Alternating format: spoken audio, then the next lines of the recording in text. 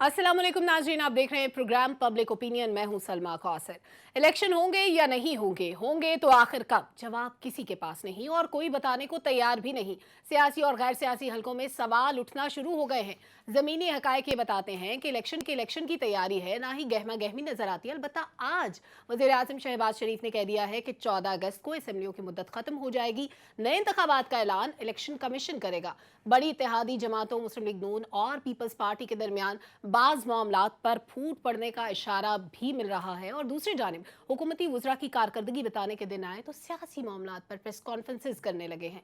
क्या इन सियासी बातों से दूध की नहरें बहने लगेंगी? लोगों को रोजगार मिल जाएगा? भूख मिट जाएगी? जरूरियात पूरी हो जाएंगी? जवाब है बिल्कुल नहीं।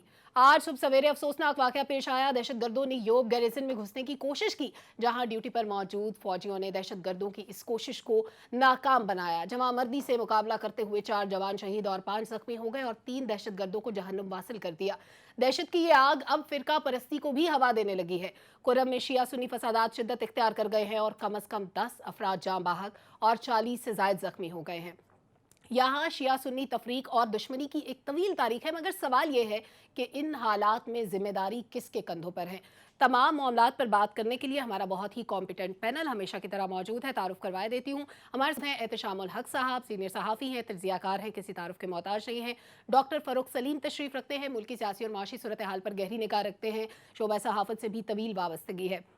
अनवर रज़ा साहब मौजूद हैं, प्रेसिडेंट हैं प्रेस क्लब के और जाने पहचाने सीनियर सहाफ़ी भी हैं। ज़मीर हैदर साहब सीनियर सहाफ़ी, तज्ज़ियाकार, एक जाना माना नाम हमारे साथ मौजूद हैं। तमाम मेहमानों का शुक्रिया। गेम के रूल कुछ बता देती हूँ मैं। 90 सेकंड्स में आपको अपना कमेंट कंप्लीट करना होगा, नो क्रॉस टॉक। और पहला सवाल है एहतशाम साहब आपसे, बहुत ही अहम सवाल है कि वज़ीर आज़म ने आज बड़ा इंपॉर्टेंट बयान दिया। कहते हैं कि हम जगह जगह जाके मुल्क को डिफ़ॉल्ट से बचाने के लिए उधार मांग रहे हैं, IMF की मिन्नतें कर रहे हैं, ज़िंदगी बसर करने का ये तरीका नहीं है। सवाल ये है कि अगर ये तरीका नहीं है तो हमारे पास प्लान बी क्या है, ऑप्शन क्या है? देखिए, पहली तो मेरा ख्याल है कमेंट करना चाहिए जो आपने पहले बात की थी इलेक्शन के बारे में। जो आप देखते हैं अखबारात में आज एडिटोरियल भी लिखे गए हैं, आज बड़े अखबारों में मैंने आर्टिकल भी देखे, आई एम श्योर के सब ने देखे होंगे, और आज से नहीं बड़े दिनों से सिलसिला जारी है। अब सवाल ये है ज़मीर के, हम देख रहे हैं कि जब भी इलेक्शन होता है कम से कम 4 से 6 महीने पहले एक फ़िज़ा बन जाती है। आप जोड़ तोड़ का सिलसिला शुरू होता है, लॉबिंग शुरू हो जाती है, खाबे शुरू हो जाते हैं, कॉर्नर मीटिंग शुरू हो जाती है। लेकिन आपको ये 2023 का इलेक्शन है, यहाँ दूर दूर तक ऐसी चीज़ नज़र नहीं आ रही। अब यह है कि PDM जो अब वर्चुअली देखा जाए ख़त्म हो गया है, तो 12 पार्टियों का इत्तेहाद था, 13 पार्टियों को 14 इल्ज़ाम लगता है PTI की तरफ से कि इलेक्शन कमीशन भी उनके साथ है। अब देखें जिस अंदाज से अब चीज़ें शेप अप हो रही हैं, तो अब कन्फ्यूजन जो है ना वो बढ़ता चला जा रहा है। इलेक्शन की हम बात करें तो सलमा दूर दूर तक हमें नहीं नज़र आ रहा कि इलेक्शन वक्त पे होंगे। लेकिन जब 2 बड़ी पार्टियाँ पीपल्स पार्टी PMLN जो पहले एक पेज पे थी, अब उनके साथ क्या हुआ? आज 14 अगस्त की उन्होंने बात की है, वैसे तो 12 अगस्त की बात होती थी, और वो कह रहे हैं 14 अगस्त को। वैसे जुमला जो इस्तेमाल किया था कि हमारी हुकूमत नहीं होगी, समझने की बात नहीं की उन्होंने। अब सवाल ये है कि पीपल्स पार्टी कह रही है जी 8 अगस्त तक असम्बलियाँ तहलील हो जानी चाहिए। अब आप देख लें कि जिस अंदाज से राना सनाउल्लाह ने कहा कि ये असम्बलियाँ वक्त से पहले भी तहलील हो सकती हैं, ये बहुत बड़ा स्पैनर फेंका ज़मीर उन्होंने डॉक्टर साहब ये कह के कि जी वक्त से पहले तहलील होने का मतलब है कि 90 दिन, 1 महीना और मिल जाए। लेकिन अब कुछ देने के लिए कुछ नहीं फौरी तौर पे, तो अब ये उनको शायद करना पड़ेगा। एक चीज़ ये, लेकिन अब फिर आप देख लें जरदारी साहब क्या कहते हैं, इलेक्शन तब होंगे जब मैं चाहूँगा। ठीक है, वो भी रिकॉर्ड की बात उन्होंने की है। राना सनाउल्लाह, तारड़ साहब, उसके बाद आज़म डी तारड़ जो लॉ मिनिस्टर हैं, वो बिल्कुल जिस अंदाज से बातें कर रहे हैं उससे कन्फ्यूजन बढ़ रहा है कि इलेक्शन होंगे, कब होंगे, नहीं होंगे। अब 2 सवाल बड़े हैं, उसके बाद अब गुफ्तगू आगे लेके चलते हैं। ये है कि जी अब PTI को जिस तरह कॉर्नर करना था या करने की बात थी, अभी तक कासम के अब्बा के ऊपर केस आफ्टर केस बना हुआ है, लेकिन कोई केस ट्रायल के लिए नहीं जा रहा। ठीक है, दूसरा अब इत्तलात आ रही है कि जी इंतखाबी इस्लाहात का बिल एक नया पेश होने जा रहा है, 73 तजावीज़ आ गई हैं। उसमें एक ये भी है कि जी ये जो किसी पार्टी को पहले बैन किया जाता था, वो अनवर रज़ा ये होता था तरीक़ाकार उसका कि वो हुकूमत वक्त जो है केस लेके सुप्रीम कोर्ट में जाती थी। अब ये कहा जा रहा है कि मामला इलेक्शन कमीशन गवर्नमेंट को भेजेगा और गवर्नमेंट ये पार्लियामेंट में भेजते। लेकिन दूसरा सवाल ये कि जी उसके लिए 2/3 चाहिए, आइन में तरमीम की ज़रूरत है, वो नहीं हो रही। फिर ये बात है कि जो फैसला साज बैठे हैं उन्होंने एक फ़ैसला क्यों नहीं किया कि इलेक्शन कराने तो कब कराने, और ये बात क्यों हो रही है کہ جی ایک جس طرح کل بھی بات ہو رہی تھی کہ اگر اکنامک بیک گراؤنڈ والا بندہ ہوگا آئے گا تو اس کو ایکسٹینڈ کیا جائے گا. تو یہ باتیں بھی ہو رہی ہیں. کچھ لوگوں کا خیال ہے کہ جی 9 مہینے تک معاملہ جائے گا کیونکہ اکانومی کی حالت اتنی خراب ہے کہ اس سے پہلے الیکشن نہیں ہو سکتے. لیکن سوال یہ ہے کہ جو گیم پلان آپ کا ہے کیا واقعی اس طرح چیزیں ہو جائیں گی؟ کیا زمینی حقائق تبدیل ہو جائیں ایک دم سے؟ میرا خیال ہے مشکلات حکومت کی بڑھتی جا رہی ہیں, اس سے زیادہ اسٹیبلشمنٹ کی, جنہوں نے فیصلہ کرنا ہے الیکشن کب ہوگا, کیسے ہوگا, کتنے وقت پہ ہوگا. ٹھیک ہے, اسٹیبلشمنٹ کی طرف ابھی سب لوگ دیکھ رہے ہیں اور کل بھی ہم اسی کا تذکرہ کر رہے تھے. ضمیر صاحب اور ڈاکٹر صاحب کی طرف بھی میں آؤں گی. انور صاحب, آج جو 73 تجاویز کا بھی ذکر کیا احتشام صاحب نے بھی, 73 تجاویز آ گئی ہیں لیکن الیکشن کے لیے ابھی کوئی تاریخ نہیں مل رہی. سب لوگ اپنی بال پھینک رہے ہیں الیکشن کمیشن کے کورٹ میں کہ الیکشن کمیشن جب چاہے گا الیکشن کرا دے گا. پھر اس کا مقصد کیا ہے یہ تجاویز؟ اور یہ اس کے لیے تو پورے 5 سال پڑے تھے نا, 3 سال ایک گورنمنٹ کے پاس, 2 سال دوسری گورنمنٹ کے پاس. کیا کیا انہوں نے؟ بالکل آپ کی بات درست ہے کہ سب سے پہلے تو آپ دیکھیے کہ انتخابی اصلاحات کے حوالے سے جو پریویس گورنمنٹ تھی ان کے ساتھ بھی ان سیاسی جماعتوں نے بیٹھنا تھا, نہیں بیٹھے. ان کے پاس پورا 1 سال تھا, اس وقت نہیں کیا. اب جب الیکشن بالکل سر پر ہے تو آپ انتخابی اصلاحات میں یہ پہلے کی تھی سلما, یہ انہوں نے ساری جو پولیٹیکل پارٹیز ہیں انہوں نے اس میں اپنی پروپوزل دی تھی, کنسنسس تھا کہ یہ ہوں گی. اب صرف وہ ہم لوگوں کے سامنے آئی ہیں. ایک بات, تیسری مرتبہ انتخابی اصلاحات کا بل جا رہا ہے, 2 دفعہ منظور ہو چکے ہیں, جس میں وہ اوورسیز ووٹنگ ختم کرنا, مشین کا وہ استعمال کرنا. ایسے. اور دوسری بڑی بات, آپ اس پہ ذرا غور کیجئے کہ الیکشن کروانا الیکشن کمیشن کا کام ہے. اب یہ تمام پولیٹیکل پارٹیز بات کر رہی ہیں, لیکن اس سے بھی انتہائی ضروری بات جو میں کرنے جا رہا ہوں وہ یہ ہے کہ اسٹیبلشمنٹ, آپ اس کو نوٹ کر لیجئے گا, جوڈیشری کا موڈ دیکھنے کے بعد انتخابات کے حوالے سے کوئی حتمی فیصلہ کریں گے. یہ ڈیپینڈ کرتا ہے جوڈیشری کے رویے پہ اور جوڈیشری کے موڈ پہ. آپ دیکھ لیجئے گا, ادروائز یہ الیکشنز اس سال تو ہوں گے نہیں. یہ بھی آپ لکھ لیجئے, یہ بھی آپ نے بڑی اندر کی خبر دی ہے. یہ بھی لکھ لیجئے کہ اس سال انتخابات نہیں ہوں گے. لوگ تو شک کر رہے ہیں نا کہ ہوں گے نہیں ہوں گے. میں آپ کو بتا رہا ہوں کہ اس سال انتخابات نہیں ہوں گے, اور جو آپ کا نگران سیٹ اپ آئے گا وہی پرولونگ کرے گا. آپ نے اس کی مثال دیکھ لی پنجاب میں, کہ پنجاب میں آپ نے دیکھا نا کہ آئین کی وائلیشن ہو گئی ہے, 90 دن سے زیادہ ہو گئے ہیں, تو وہی سی ایم بیٹھے ہیں. وہ شاید جو الیکٹڈ گورنمنٹ ہوا کرتی تھی, سی ایم تھے, ان سے بھی زیادہ بڑے فیصلے انہوں نے کیے ہیں اور ان سے زیادہ بڑے ڈیسیژنز انہوں نے پنجاب میں لیے ہیں, ہم سب کے سامنے ہیں. تو اگر وفاق میں ایسی کوئی گورنمنٹ آئے گی, جب تک اکانومی کی صورتحال بہتر نہیں ہوگی, پولیٹیکل سچویشن بہتر نہیں ہوگی, اس وقت تک انتخابات نہیں ہوں گے. ایک امپورٹنٹ بات یہ ہے کہ آصف علی زرداری صاحب نے انتخابات کے حوالے سے بہت ورکنگ کیا ہے, کام کیا ہے. انہوں نے پولیٹیکل جو موو کرنی تھی کر لیا. یہ بات آصف علی زرداری صاحب کے اس موو کو نواز شریف کو بھی پتہ ہے اور مولانا فضل الرحمان کو بھی پتہ ہے. اب انتخابات کے حوالے سے پھر بار بار یہی کہہ رہا ہوں کہ جوڈیشری کے موڈ کے بعد ڈیسائیڈ ہوگا, وہ اسٹیبلشمنٹ ڈیسائیڈ کرے گی عدلیہ کے رویے کے بعد. جوڈیشری کا موڈ دیکھنا پڑے گا. ڈاکٹر صاحب, ہم پہلے بھی بات کر رہے تھے کہ آج وزیر اعظم نے 14 اگست کا ذکر کیا. 14 اگست سلپ آف ٹنگ بھی ہو سکتا ہے. اگر نارملی اسمبلیز ڈیزالو ہوتی ہیں تو 12 تاریخ بنتی ہے, لیکن اگر اس سے پہلے ہوتی ہیں, پیپلز پارٹی کی طرف سے 8 تاریخ آ رہی تھی, تو وہ بھی ایک سوالیہ نشان ہے کہ پھر ان کے پاس 90 ڈیز ہوں گے. ایک تو ڈیلینگ ٹیکٹکس جو استعمال کیے جا رہے ہیں, صورتحال کا فائدہ کس کو ہے, جو ڈیلے کرنا چاہ رہے ہیں ان کو یا جو ٹائم پہ چاہ رہے ہیں ان کو؟ ایک سوال. دوسرا یہ کہ آج وزیر اعظم نے تقریر کی بھی, میں احتشام صاحب سے بھی یہی پوچھ رہی تھی کہ انہوں نے کہا کہ جی ہمارے پاس IMF جانا یہ کوئی عزت دار قوموں کا طریقہ نہیں ہوتا, ہمیں دوسرے آپشنس کو دیکھنا چاہیے. یہ وہ سوال یہ ہے کہ اگر IMF کے پاس جانا یہ زندگی گزارنے کا طریقہ نہیں ہے تو پلان بی کیا ہے؟ IMF کے پاس نہیں جائیں گے تو کیا کریں گے؟ پہلے تو کہتے تھے ہم گھاس کھا کے گزارا کر لیں گے, ہم اپنے کپڑے بیچ دیں گے, ہم عوام کو سہولیات دیں گے, تو اب کیا ہوا؟ سلما, میرا ایشو الیکشنز کے ساتھ ذرا سا ڈیفرنٹ. الیکشن ہوں گے یا نہیں ہوں گے, میرا ایشو یہ ہے کہ پچھلے 48 سالوں میں ہم 11 الیکشنز کروا چکے ہیں, اور تاریخ ہمارے سامنے ہے کہ ان 11 الیکشنز کا نتیجہ کیا نکلا. جو الیکشن میں جیت جاتا ہے اس کی تو جیب گرم ہو جاتی ہے اگلے 5 سالوں کے لیے. جو ووٹ دینے آیا ہے اس کا تو پچھلے 48 سال سے برا حال ہوتا چلا جا رہا ہے. اب آپ ایک اور الیکشن کروا لیں. اگر آپ نے اسی قسم کا الیکشن کروانا ہے جیسے پہلے 11 کروائے ہیں, ایک بار وہاں بھی کروا کے دیکھ لیں, اور وہ دوبارہ سے وہی والی بات, ایک ہی تجربے کو دوبارہ دہرا رہے ہیں اور یہ توقع رکھ لیں کہ کوئی نتیجہ فرق نکلے گا, تو آئنسٹائن جیسے میں نے کہا وہ کہتا تھا یہ پاگل پن کی نشانی ہے. تو الیکشن تو آپ نے 11 کروا دی, 48 سال میں نتیجہ نکلا, وہ جو جیتتا ہے وہ مال بنا لیتا ہے. تو ایک گاڑی چل رہی ہے آپ کی الیکشن کی, 3 پہیے اس سے پنکچر ہے, آپ کہہ دیں جی چلاتے جائیں 10 اور الیکشن کروا لیں. 3 پنچر پہیوں کے نام بھی لے دیں. پنچر پہیوں کو آپ ٹھیک کریں گی تو پھر گاڑی صحیح چلائے گی نا. اچھا, جمہوریت کی کہتے ہیں کہ الیکشن جو ہے وہ جمہوریت کی روح ہے. بالکل ٹھیک ہے, روح ہے.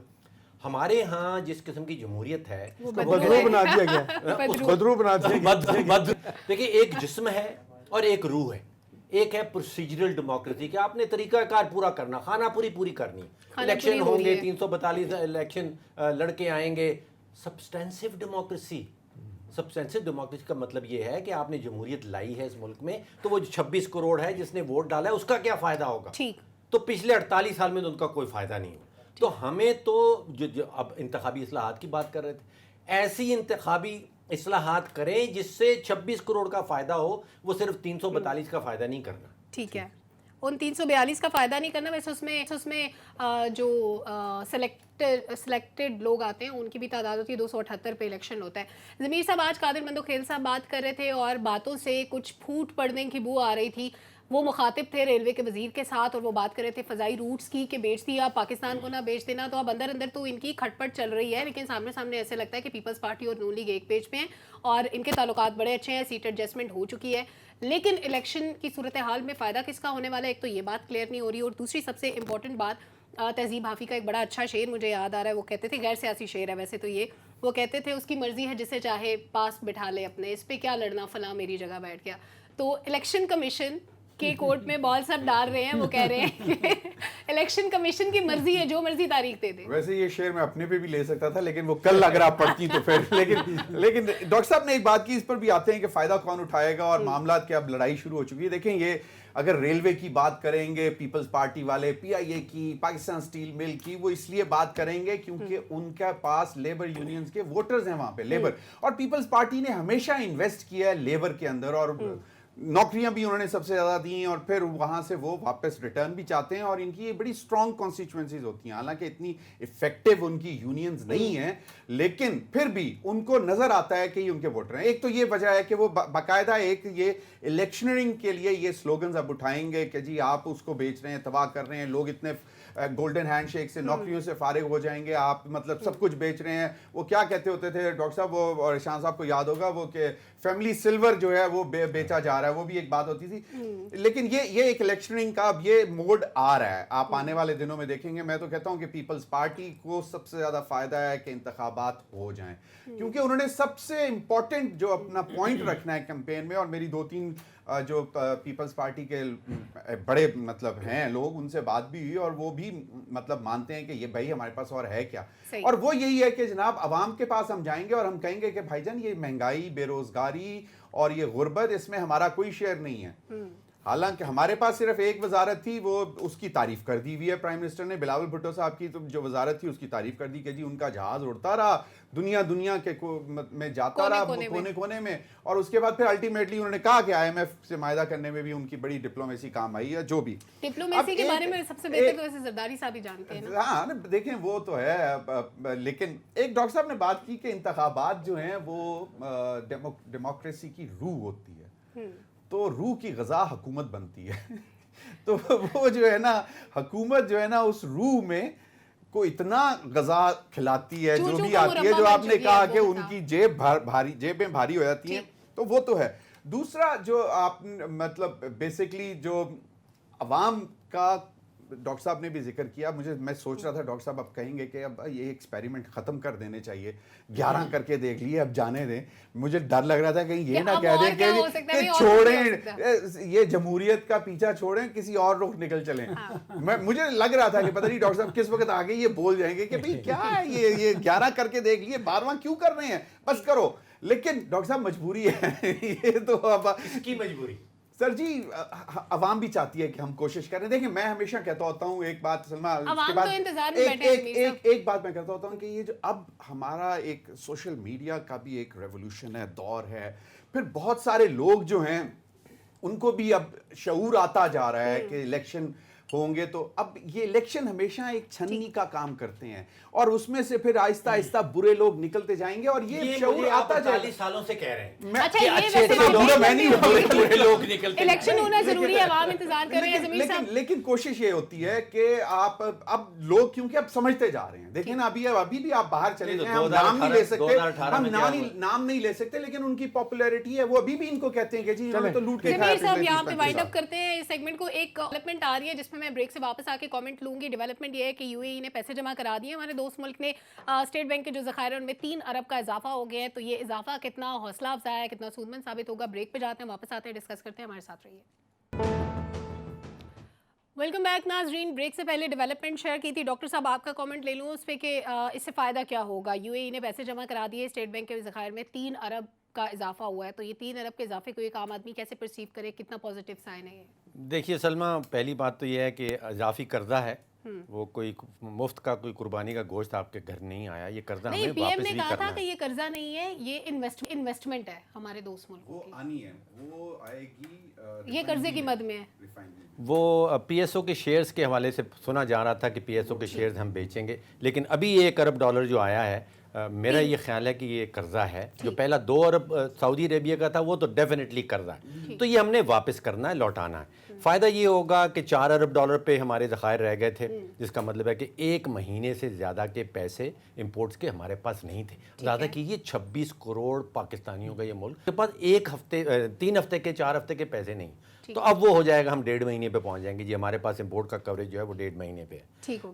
दूसरा ये है कि रुपए को थोड़ी सी सपोर्ट इस्तेकाम मिलेगी। मिलेगा। मेरा ख्याल ये है कि वो टेम्परेरी होगी, लेकिन सपोर्ट कुछ मिलेगी। उसका शायद महंगाई के आईएमएफ ऊपर की जो हल्का सा- रिक्वायरमेंट थी एक उसमें भी थोड़ी सी जी, support मिलेगी। आईएमएफ की रिक्वायरमेंट आ रहा था वो 8 अरब का था। हाँ। 3 अरब अगर स्टैंड बाई एग्रीमेंट से मिलते हैं, 2 अरब हमें सऊदी अरेबिया से, 1 अरब वहाँ, तो उसके करीब पहुँचते चले जा रहे हैं। ठीक। लेकिन वो 12 तारीख का जो आईएमएफ का बोर्ड का एग्रीमेंट था, वो बोर्ड आज की 12 मीटिंग तारीख थी, है। आज 12 तारीख है, अभी तक तो उनके एजेंडे में नहीं है। एजेंडे में लेकिन नहीं है, ब्लूमबर्ग कुछ ने आज अखबारात कह और दिया चैनल्स कि कह रहे आने हैं कि वाला है, लेकिन वेबसाइट के ऊपर मौजूद नहीं है। ठीक है एहतिशाम साहब, कल से हम देख रहे हैं कि एक ऐसा मसला जिस पे वुज़रा की धड़ाधड़ प्रेस कॉन्फ्रेंसेस आ रही हैं कि इसराइल एक ऐसा मुल्क है जिसके साथ हमारे सफारती ताल्लुकात भी नहीं है। इससे पहले कभी नहीं हुआ कि किसी मुल्क ने, इवन हमारे दोस्त ममालिक ने जिनके साथ सफारती ताल्लुकात हैं भी, हमारे अंदरूनी मामलात में इंटरवीन किया हो। लेकिन इसराइली मंदूब की तरफ से एक स्टेटमेंट आता है कि अनरेस्ट है, इसको ख़त्म होना चाहिए, और इस तरह की चंद एक बातें जिस पे कल 2 वुज़रा ने प्रेस कॉन्फ्रेंस की। आज खुर्रम दस्तगीर साहब आए, अपनी कारकर्दगी पे बात नहीं की, अवाम को बिजली नहीं मिल रही उस पर बात नहीं की, लेकिन उन्होंने ज़रूर उस मामले को उछाला। और फिर इसमें एक और मुद्दा जो डिक्लेयर करने की कोशिश की जा रही थी, चेयरमैन पीटीआई यहूदी एजेंट है। इन दो बातों का ताल्लुक क्या है? अगर इसराइल ने कह दिया इनको डिक्लेयर करने पे, वो कह रहे हैं कि जी आप इनको डिक्लेयर कर दें कि ये इसराइल के एजेंट हैं, इन दो बातों का आपस में कनेक्शन क्या है, और फिर इन प्रेस कॉन्फ्रेंसेस की वजह क्या है? देखिए, पहली तो बात यह कि अभी रबीर बात कर रहे थे ना, फॉरेन मिनिस्टर की बात की, तो मुझे फ़ौरन ख्याल आया डॉक्टर साहब कि फॉरेन मिनिस्टर हमारे इस वक्त कहाँ हैं, state minister for foreign affairs कहाँ हैं। परसों कितनी बड़ी हमारे लिए एम्बैरसमेंट हुई कि ज़मीर एक बहुत हाई ऑफिशियल जो है ना वो स्विट्ज़रलैंड से पाकिस्तान में आता है, 3 दिन तक रहता है, ये दोनों नहीं है, ना वज़ीर है ना स्टेट मिनिस्टर है। ये गए जापान, अब बिलावल साहब वहाँ से चले गए, अनअनाउंस अमेरिका चले गए। अब देखें, इतनी बड़ी एम्बैरसमेंट मेरा ख्याल है कि डिप्लोमेटिक फ्रंट पे शायद मेरा ख्याल है पहले बहुत कम देखने में आई। सही। अब आगे आपके सवाल की तरफ देखिए, अगर आप आपने मुझे फ़ौरन छोटा सा लतीफ़ा याद आ गया, ज़रूर कह देना चाहिए कि जी इन दोनों में लिंकेजेस क्या है। वो कहते हैं कि अपना एक साहब हल चला रहे थे, शायद आपने भी सुना होगा, वो हल नहीं चला रहे थे ठीक, तो एक साहब आया ने कहा यार तुम्हें हल नहीं चलाना आता, तुम कैसे चला रहे हो यार। उसको बड़ा गुस्सा है कि यार मेरे कीड़ा निकाल दिए मेरे काम में। कहना तेरी भी भैन पिछले साल घरों दौड़ गई सी ना। उन्होंने कहा इस दोनों बातों का क्या ताल्लुक है। एनीवे, ये तो उन्होंने लाइटर नोट बात की। देखें, अब जिस अंदाज से ये देखना चाहिए कि मेरा नहीं ख्याल कि इससे पहले कि इजरायली किसी ऑफिशियल ने ह्यूमन राइट कमीशन के किसी जनीवा के फंक्शन में, वहाँ पे मीटिंग में इस तरह की बात की, पहली मरतबा ये हुआ।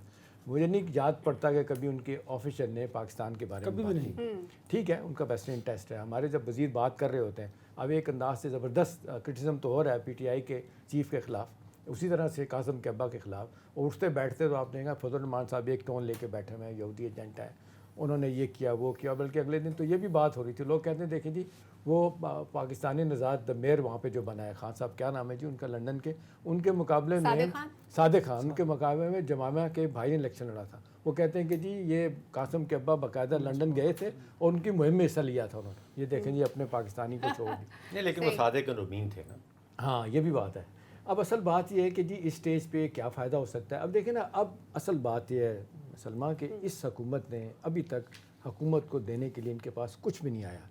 भाई इलेक्शन लड़ने के लिए आपको कुछ पब्लिक को देना है, कोई रिलीफ देना है, कोई जॉब्स की बात होनी है, कोई महंगाई जो एक अदाब बन गया है, सारे कहते हैं हमारी सिर्फ 20 रुपए बढ़ाते हैं, 5 रुपए कम कर देते हैं। लेकिन अब वो नहीं है। अब उनका ये ख्याल है कि ये पॉइंट स्कोरिंग, ये पॉलिटिकल माइलेज हम ले सकते हैं कि ये बेहतरीन मौका है कि जितना ज़्यादा उनको दबाया जा सकता है, कासिम के अब्बा को मिलान किया जाए, चलें उसका थोड़ा बहुत तो फ़ायदा होगा। असल बात तो ये है कि जब इलेक्शन में जाएंगे पब्लिक को देने के लिए क्या है। अब आप देख लें कितनी अफसोसनाक बात है कि कल भी और आज भी वो वजीर जिनका काम है अपनी कारकर्दगी बताएं, एनर्जी के मिनिस्टर इन पे बात कर रहे हैं, काम पे लगे हुए हैं। लगे सारे वजीर यही काम कर रहे हैं। और उसके अलावा आप देख लें पीपल्स पार्टी के लोग, शहरी निर्माण एनवायरनमेंट के मिनिस्टर हैं, इसके लिए दफ्तर खारजा का एक बयान काफी था, लेकिन सारी मशीनरी को इसी काम पे लगा इससे दिया। कोई फर्क नहीं पड़ेगा। असल बात यह है कि जी अब जिस नहज पे मामलात सलमा चले गए हैं, हुकूमत को अब बड़े फैसले करने हैं, एस्टैब्लिशमेंट को बड़े फैसले करने हैं। ये इन बातों के पीछे छुप के आप अपनी कारकर्दगी को नहीं छुपा सकते। सर बड़े फैसले तो इतने अरसे में ना हुए। अनवर साहब, ये जो बयानात का सिलसिला हमें कल से नजर आ रहा है, जो प्रेस कॉन्फ्रेंसेस नजर आ रही है,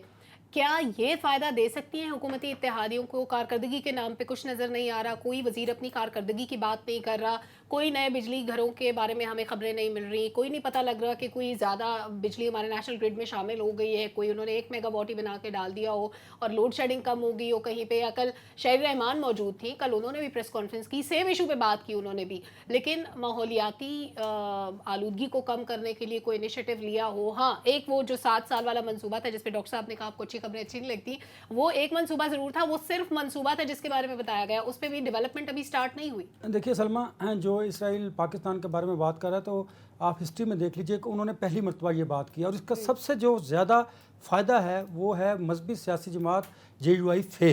मौलाना फजल रहमान का अगर आपको याद हो तो पहले दिन से ये बयानिया था कि चेयरमैन PTI जो हैं वो इजराइल और यहूदियों के एजेंट हैं। अब उनके बयानियों को तकवीत मिलेगी ज़मीर, क्योंकि वो जब आम इंतखाबात में जाएंगे तो उनके वोटर को ये बात अट्रैक्ट करेगी और उनसे उन्हें सियासी फ़ायदा हासिल होगा। पहली बात तो ये है। दूसरी, हुकूमतें इसलिए उनके पीछे पड़ी हैं कि उनको बराह रास्त नहीं, इनडायरेक्टली कहा गया है कि आप इस मामले को ज़रा उजागर कीजिए, मीडिया में लेके आइए।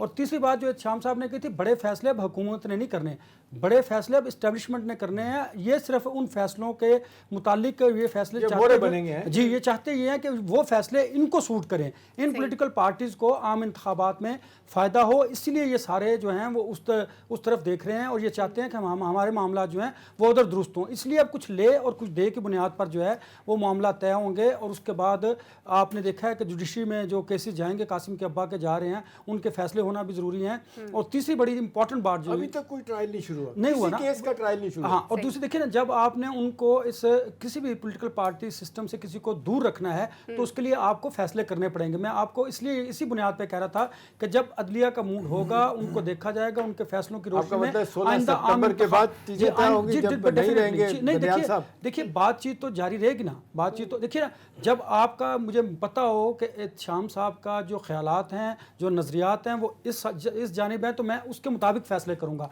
और फिर मैं इंतज़ार करूँगा कि शाम साहब जब इस यहाँ से जाएंगे तो फिर मैं उसके बाद कोई फैसला करूँ। आप अंडरस्टैंड कीजिए ना इस बात को। ज़मीर क्यों हंस रहा है?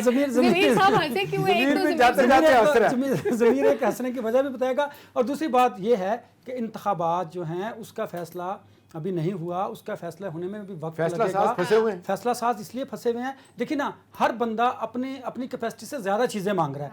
अब किसने क्या लेना है, किसको क्या देना है, कहाँ किसको प्रोविंस में एडजस्ट करना है, सूबों में, सूबों के बाद वफाक में किस तरह गवर्नमेंट आएगी, तो ये सारी चीज़ें वो तो सलमा बात की बात है, नवाजना भी होता है जी, वो तो बात की बात है। पहले आपने ये देखना कि आपने आम इंतखाबात में इन लोगों को जो आपके साथ खड़े रहे हैं मुश्किल वक्त में, देखिए वो होगी, डेफिनेटली होगी। लेकिन आप ये देखिए कि जब आप ये बात क्लेम करें कि हमने मुल्क के लिए अपनी सियासत को कुर्बान किया है, जो कि मुस्लिम लीग नून का ये स्लोगन है, और वो ये क्लेम करते हैं और वो ये बात एस्टैब्लिशमेंट को भी कहते हैं, तो अब वो चाहते हैं कि रियासत बचाइए, सियासत गवाइए। तो अब हमें सियासत में भी कुछ ज्यादा चंक दीजिए ताकि हम आइंदा 5 साल के लिए को काम कर सकें। ज़मीर साहब, इसराइल का अपना हाउस इन ऑर्डर नहीं है, अमेरिका पुष्टपनाही करता है, अपने लिए वो अपने आप को डिफेंड कर नहीं सकते, फलस्तीनियों पे जुल्म वो करते हैं, पाकिस्तान के अंदरूनी मामलात पे बोलने की उनको क्या मुसीबत पेश आ गई? ये आज से तो नहीं हो रहा, जमाने हो गए हैं। लेकिन पहले इस किस्म के बयान नहीं आए। सुन तो लेना, ये यकीनन मतलब डायरेक्ट बयान, लेकिन इजराइल किसी भी तरह जिस वक्त से हमने न्यूक्लियर प्रोग्राम शुरू किया था इजराइल को तकलीफ थी, और यकीनन आपने जिस तरह नाम लिए बहुत सारे ममालिक इजराइल को उस वक्त इस हवाले से बैक भी कर रहे थे कि इसको पाकिस्तान को न्यूक्लियर जो है वो पावर नहीं बनना चाहिए, लेकिन कोई इजराइल हमारा खुद भी तो कुछ इसलिए बिगाड़ नहीं नहीं बना कि अमेरिका सका। बैक कर रहा है। बात यह है कि आज प्राइम मिनिस्टर ने बड़ी अच्छी बात की कि भाई इजराइल वो क्या पिद्दी और क्या पिद्दी का शोरबा, भाई तुमने जो हरकतें की हुई हैं जो फलस्तीनों में जो जारियत जारी रखी है, कम से कम दुनिया को उस चीज का तो नोटिस लेना चाहिए, हमें उस चीज को हैमर करना चाहिए। अभी कुछ दिन पहले कितने जो बच्चे भी उसमें मारे गए और दोबारा अटैक हुआ है, तो गजा में क्या क्या नहीं तबाही मचाता रहा इजराइल। और लेकिन इस तरह के बयान से देखें, बात यह है कि ठीक है आपको फॉरेन ऑफिस से एक स्टेटमेंट आ जाती कि जी we condemn this statement, this is our, तो बस उसके अलावा मतलब 5 क्या मौलाना फजलुर रहमान साहब, ठीक है, वो जिस तरह जिसने भी कह दिया कि उन्होंने तो बहुत पहले कह दिया था, किसी को कहने से जब तक आप साबित नहीं कर पाते हैं वो पॉसिबल नहीं होती चीजें। ठीक है, ये इलेक्शन का स्लोगन वो अगेन वो सिर्फ और सिर्फ उस पॉलिटिकल सियासी जो मजहबी सियासी जमात है वो लेगी उसका फायदा, लेकिन बाकी मुझे नहीं समझ आती कि भाई उसको हैमर करने की क्या जरूरत पेश आ रही है। आप सिर्फ और सिर्फ अवाम के मसाइल की तरफ तवज्जो दे दें, आपके पास वक्त कम है, इलेक्शन में आपने जाना है, आपने एक दूसरे की अभी टांगें खींचनी है, सीट एडजस्टमेंट आप कह रही हैं, लेकिन सीट एडजस्टमेंट होती नजर नहीं आ रही है। कह तो यही रहे हैं पीपल्स पार्टी और ना वो और पंजाब में खास तौर पे जरदारी साहब गए भी बड़े नहीं, लेकिन पंजाब में देखें जरदारी साहब का एक बहुत जमाने से वादा है अपने वर्कर्स और अपने इलेक्टेबल्स के साथ कि मैं तुम्हें एक दफा पंजाब लेके दूंगा अपनी जिंदगी में। जनूबी पंजाब की हद तक तो मुझे लगता है उन्होंने बात जनूबी पंजाब अगर ले गए तो वो बड़ा मैटर करेगा और उसके बाद उसका इम्पैक्ट आ सकता है यकीनन। लेकिन पंजाब में इस्तेकाम पाकिस्तान पार्टी इस्तेकाम हाँ वो जहांगीर खान तरीन जरा उड़े, लेकिन अब जहांगीर खान तरीन साहब भी तो इधर उधर देख रहे हैं ना कि कहाँ से मैं जरा थोड़ा सा इधर घुस जाऊं। ये जो बैरूनी मुदाखलत है, ज़मीर साहब ने भी बात की है, शाम साहब, बैरूनी मुदाखलत कई तरह से होती है। एक तो इसराइल ने बयान दे दिया वो तो सामने, लेकिन बहुत सी ऐसी चीज़ें होती हैं जैसे दहशतगर्दी का एक अंसर सर उठाने लग जाता है हर कुछ अरसे के बाद, और उसमें भी कहीं ना कहीं उसके ताने बाने कभी अफगानिस्तान से मिल रहे होते हैं, कभी उसमें भारत की पुष्टपनाही नजर आ रही होती है।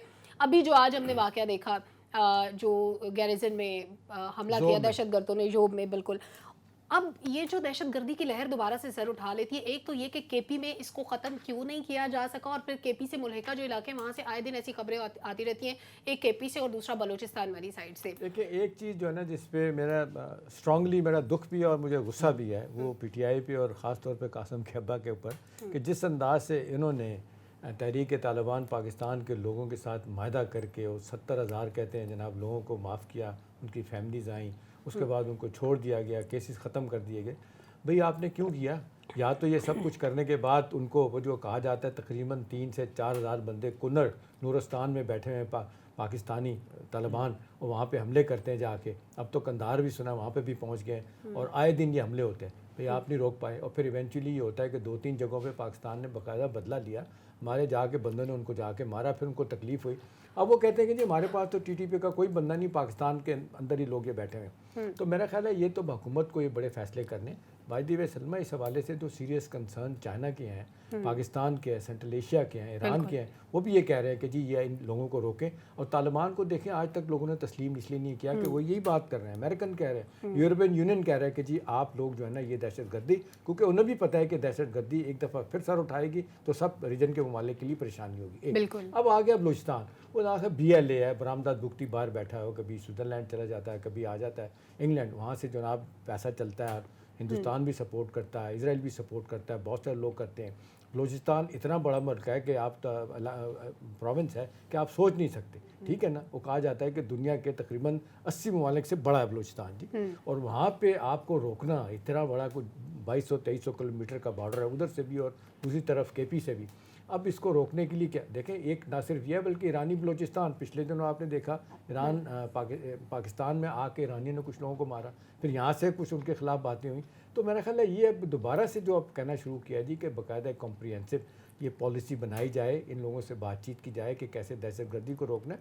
बाय द वे 2009 का ایک سکسیس سٹوری بنا تھا ہمارا سوات کا آپریشن ڈاکٹر صاحب، اس میں اس آپریشن کو کامیابی کو آسٹریلیا اور انگلینڈ کی یونیورسٹی میں پڑھایا جاتا ہے، کتنے زبردست طریقے سے پاکستان کی فوج اور ایک عرصہ ہم نے پرسکون بھی گزارا ہے احتشام صاحب، ہم نے بڑا ٹائم یہ جو آپریشن لانچ ہوئے تھے ضرب عازب تھا اور جتنے بھی ہوئے اس کے بعد ہم نے کچھ عرصہ بہت اچھے سے گزارا، لیکن دوبارہ سے یہ سلمہ صرف ایک بات ہے کہ اگر ہم نے ان سے بات چیت کرنی ہے تو چیزیں طے کرنی ہوں گی، وہ گارنٹر بیچ میں بیٹھنے ہوں گے۔ ابھی دیکھیں ایک زمانے میں انہوں نے کہا تھا جی ہم بیچ میں بیٹھ کے کریں گے، آپ نے دیکھا پھر پاکستان کی مذہبی جماعتوں کے لوگ بھی گئے، سیاسی مذہبی جماعتوں کا رول بڑا امپورٹنٹ ہے، لیکن یہ ہے کہ دیکھیں نا ایک بات ماننی ہوگی کہ ان کے اندرونی اختلافات جو اپنے افغان طالبان ہیں اور جن کو یہ سپورٹ کرتے ہیں پاکستانیوں کو، وہ کہتے ہیں ایک ہی سکے کے دو رخ ہیں۔ بائی دی وے آپ کو یاد ہوگا جب یہ نواز شریف صاحب پہلی دفعہ حکومت میں آئے تھے تو یہ جتنے لوگ ہیں افغانی رہنماؤں کو خانہ کعبہ لے گئے تھے، وہاں قسم اٹھوائی تھی کہ آپس میں آپ لڑائی نہیں کریں گے، لیکن وہ لڑائی آج تک ختم نہیں ہوئی، سب ختم ہو گیا، اس کا پھر اسپل اوور ایفیکٹ پاکستان۔ ٹھیک، احتشام صاحب ایک بریک لینے، بریک سے واپس آنے کے بعد بات کر اپنے بہت سے ممالک کا ذکر کیا، تو انویسٹمنٹ جو پاکستان آنی ہوتی ہے سب سے وہ کتنی متاثر ہوتی ہے؟ Stay with us. Welcome back ناظرین، دہشت گردی کی بات ہو رہی تھی، فرقہ وارانہ فسادات اور فرقہ پرستی پر مبنی ان واقعات میں پچھلے کچھ دنوں میں ہم نے دیکھا کرم میں جو بہت سے لوگوں کی جان چلی گئی، 10 لوگوں کی غالباً جان سے جانے کی خبریں آ رہی تھی، کوئی 40 کے قریب زخمی ہیں۔ ڈاکٹر صاحب، اس طرح کے واقعات ہمارے ملک میں جو آنے والی انویسٹمنٹ ہوتی ہے، انویسٹر باہر سے جب آتا ہے پاکستان، وہ یہ ساری چیزیں دیکھتا ہے، اسٹیبلٹی کتنی ہے، اگر فسادات ہو رہے ہیں، اگر دہشت گردی کی لہر نے سر اٹھایا ہوا ہے تو لوگ انویسٹ کرنے سے پہلے 10 دفعہ سوچتے ہیں۔ پھر جو کمپنیز کے کانٹریکٹ منسوخ کر دیے جاتے ہیں وہ ایک علیحدہ معاملہ ہوتا ہے، لیکن یہ والا فیکٹر دہشت گردی پہ، فرقہ وارانہ فسادات پہ قابو پانا کتنا امپورٹنٹ ہے؟ دیکھیے بلوچستان کی یہ آپ بات کر رہے تھے، بلوچستان میں اگر تھوڑی سی تاریخ ہم دیکھیں، احتجام صاحب 2003 میں جب مشرف صاحب تھے، انہوں نے 90% جو 3.5 لاکھ اسکوائر کلومیٹر کا ایریا ہے اس کو ایریا اے ڈکلیئر کر دیا تھا۔ اس کا مطلب یہ ہے کہ وہاں پہ پولیس کا ڈائریکٹ جورسڈکشن ہے اور ریاست کی ڈائریکٹ ریٹ ہے۔ لیکن یہ کرم کے واقعات ہیں نا، کرم کا بھی فاٹا انضمام۔ دیکھیے 2011 میں جب زرداری صاحب آئے انہوں نے واپس 90% ایریا کو ایریا بی کر دیا، یعنی کہ وہاں پہ ڈائریکٹ ریٹ ختم ہو گئی ریاست کی۔ اب وہاں پہ کم از کم جیسے آپ نے ذکر کیا کوئی 5 انٹیلیجنس ایجنسیز ایسی ہیں جن کا نیگیٹو انٹرسٹ کہتے ہیں بلوچستان کے اندر، یعنی وہ چاہتے ہیں کہ یہاں پہ انتشار پھیلتا رہے۔ اس میں را سب سے بڑی ہے، اس کے بعد موساد اسرائیل کا آپ پہلے ذکر کر رہے تھے، ان کا انٹرسٹ ہے۔ ایران کی انٹیلیجنس ایجنسی کا انٹرسٹ رہتا ہے کہ گوادر آگے نہ بڑھے کیونکہ چابہار پورٹ ان کے ساتھ بیٹھی۔ یو اے کا انٹرسٹ رہتا ہے، وہاں سے پیسے بھی آتے ہیں، لنڈن، قطر، یو اے، وہ سب پیسے آ رہے ہیں بلوچستان کے اندر اور وہ چاہتے ہیں کہ یہاں پہ انتشار پھیلا رہے اور یہ گوادر پورٹ جو کبھی آگے نہ جائے۔ ایک بہت بڑی غلطی ہماری ریاست کی اپنی بھی ہے جو سیاسی فیلئر ہے، وہاں پہ ایک غیر نمائندہ حکومت آتی ہے، ایک ریپرزینٹیو حکومت نہیں آ پاتی اور ایک غیر مؤثر انتظامی ڈھانچہ ہے، بالکل انفیکٹو ہے۔ اور ہماری ریاست کیا پڑتی ہے کہ سرداروں کو رشوت دیتے چلے جاؤ اور جو وہاں پہ غریب ہیں بلوچ ان کو آپس ماندہ کرتے ڈاکٹر چلے صاحب جاؤ۔ وقت مختصر ہے، انور صاحب کا بھی کامنٹ لے لوں۔ انور صاحب، علماء کا رول کتنا امپورٹنٹ ہے فرقہ وارانہ فسادات کو ختم کرنے کے لیے؟ انتہائی امپورٹنٹ رول ہے ان کا۔ دیکھیے سلمہ، جب ماضی میں دہشت گردی ہوئی تھی تو علماء نے کردار ادا کیا تھا، اور سب سے امپورٹنٹ بات یہ ہے کہ جب فوج آپ کو علاقہ کلیئر کر کے دے دیتا ہے تو اس کے بعد جو وہاں پر مقامی ایڈمنسٹریشن ہے یہ ان کا کام ہوتا ہے کہ انہوں نے اب اس کے کنٹرول کو سنبھالنا ہے۔ ہمارے ہاں بدقسمتی سے نہ تو بلوچستان میں ایسا ہو سکا اور نہ KPK میں ایسا ہو سکا، لیکن اس کے ساتھ ساتھ پولیٹیکل ول بہت ضروری ہے اور آپ کو عام لوگوں کو انگیج کرنے کی ضرورت ہے تاکہ آپ دہشت گردی کو کنٹرول کر سکیں۔ ٹھیک ہے، اور کنٹرول کرنے کے لیے ضمیر صاحب یہ جو فرقہ وارانہ فسادات کی بھی ہم بات کریں، دہشت گردی کی بھی، ان کا خیبر پختونخوا سے بڑا گہرا تعلق ہے۔ فاٹا انضمام کے بعد سے بہت سے جو قبائلی علاقے تھے وہ بھی شامل ہو گئے، ابھی وہاں پہ فوری طور پہ کیا کرنا چاہیے؟ انفارچونیٹلی فرقہ وارانہ فسادات تو ہمیں وہ سابق ڈکٹیٹر نے بھی ہمیں مطلب ایک طویل ہسٹری ہے، اس کے پیچھے ہے طویل ہسٹری ہے، پھر وہ جو بہت زیادہ کشید سیاسی مقاصد کے لیے اس میں وہ بہت زیادہ، لیکن بات یہ ہے کہ یہ اب لوگوں کو سمجھ آ جانی چاہیے کہ اسلام ایسا ایک مذہب ہے جس میں وہ کہتا ہے کہ جیو اور جینے دو، انٹل اینڈ انلیس کہ آپ کے اوپر کوئی ڈائریکٹ اٹیک نہیں کر رہا تب تک آپ نے مطلب یہ نہیں ہو سکتا۔ ٹھیک ہے، اب آپ نے اسلام اس طرح تو نہیں آپ پھیلانے نکلے ہوئے تلوار کے زور پہ جو کہ اسلام پھیلانا ہے، تو اسلام تو جو نان مسلمز ہیں ان کو بھی کہتا ہے کہ ان کو بھی اتنی آزادی ہونی چاہیے اپنے مذہب کے مطابق اپنے تہوار منانے کی، سب کچھ منانے کی۔ تو ہم چاہے کہ کلمہ پڑھنے والے آپس میں اس طرح کی ہمیں دوسروں کو متاثر کرنا چاہیے، دوسرے ہم سے امپریس ہو۔ بہت شکریہ تمام مہمانوں کا، آپ نے اپنی آراء کا اظہار کیا اور امید ہم لوگ جو پروگرام دیکھ رہے ہیں ان کو پروگرام پسند آیا ہوگا۔ پروگرام کا وقت ختم ہو چکا ہے، پبلک اوپینین سے اجازت دیجیے، اللہ حافظ۔